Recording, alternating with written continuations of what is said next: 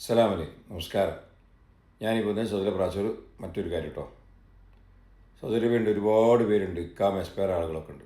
ഉറൂബായ ആൾക്കാരുണ്ട്, നാടിയാടാൻ നിൽക്കുന്നവരുണ്ട്. Calm expire ആയിട്ട് embassy മുഖേനയോ മറ്റു മാർഗത്തിലൂടെയൊക്കെ നാട്ടിലേക്ക് പോകാൻ ഉദ്ദേശിക്കുന്ന ആൾക്കാരുണ്ട്.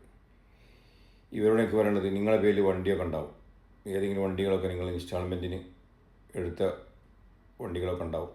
പുതിയ വണ്ടിയൊക്കെ ഇറക്കി അത് അടക്കാൻ കഴിയാതെ കുടുങ്ങിക്കുന്നവരുണ്ട്. ഇക്കാമ എക്സ്പയറായിട്ട് അത് കമ്പീൻ്റെ കാരണത്താലോ മറ്റോ ഒക്കെ പുതുക്കാൻ കഴിയാത്തവരൊക്കെ ഉണ്ട്. അപ്പോൾ ഇവർക്കൊക്കെ എംബസി മുഖേന എക്സിറ്റ് അടിച്ച് പോകേണ്ട സാഹചര്യം വരുമ്പോൾ നിങ്ങൾക്ക് അത് എക്സിറ്റ് അടിക്കാൻ കൊടുക്കാൻ പറ്റാത്ത ഒരവസ്ഥയായി മാറി. കാരണം നിങ്ങൾക്ക് ആ ഇൻസ്റ്റാൾമെൻറ്റിന് വണ്ടി നിങ്ങളുടെ പേരിലുണ്ട്. അത് ഒഴിവാക്കാതെ ഒരിക്കലും നിങ്ങൾക്ക് കിട്ടില്ല.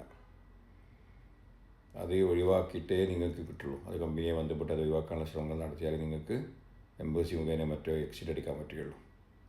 കം എക്സ്പയർ ആയവരും കം എക്സ്പയർ അല്ലാത്തവരും ഒക്കെ കേട്ടോ. അത് വലിയൊരു പ്രതിസന്ധിയിലാണ് ഇപ്പോൾ ഉള്ളത് ആളുകൾ.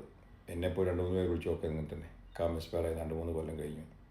അവർ വലിയ വണ്ടിയുണ്ട്, അതുകൊണ്ട് എംബസി രജിസ്റ്റർ പറ്റാത്ത അവസ്ഥയായി.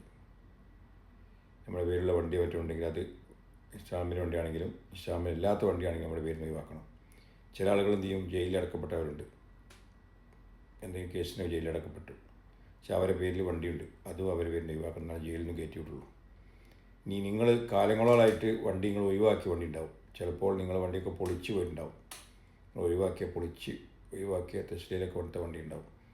അതുപോലും നിങ്ങളുടെ പേരിലുണ്ടെങ്കിൽ അതുപോലും നിങ്ങളുടെ പേരിൽ നിന്ന് ഒഴിവാക്കണം. കാരണം 30 വർഷം മുമ്പ് വരെ വണ്ടിയെടുത്ത് അത് അവരുടെ പേരിൽ നിന്ന് ഒഴിവാക്കിയ ആൾക്കാരുണ്ട്.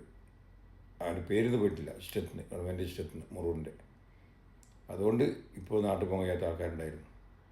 അപ്പോൾ അതുകൊണ്ട് നിങ്ങളുടെ പേരിൽ വണ്ടി എടുത്തിട്ടുണ്ടെങ്കിൽ ഏത് വണ്ടിയാണ് ശരി, അടവിനുള്ളതാണ് ശരി, അടവില്ലാത്ത വണ്ടിയാണ് ശരി, പൊളിച്ചു പോയ വണ്ടിയാണ് ശരി, നിങ്ങളുടെ പേരിനകത്ത് ഒഴിവാക്കിയാലേ നിങ്ങൾക്ക് എക്സിറ്റോ മറ്റോ പോകാൻ പറ്റുകയുള്ളൂ. മറക്കണ്ട. ഇതിൻ്റെ സംശയം കൊടുക്കാം. അസ്സലാമു അലൈക്കും.